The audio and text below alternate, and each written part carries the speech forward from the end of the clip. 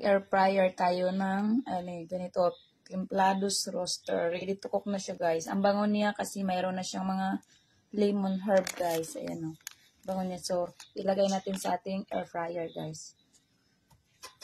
Ayan.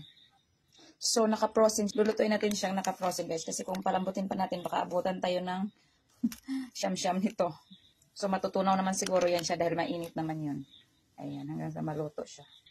So, ayan na siya, guys. Ang tigas, naka-frozen na frozen siya. So, at kasyang-kasya lang talaga siya, guys. Buti na lang.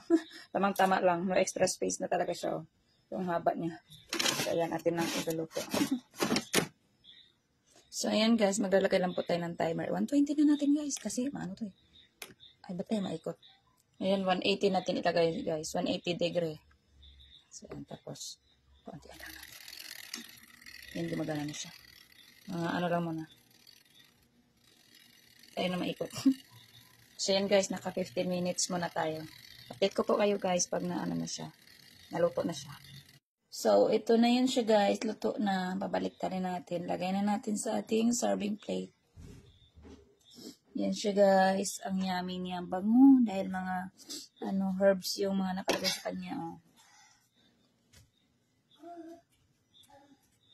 Yan, tada. Sexy. Sarap.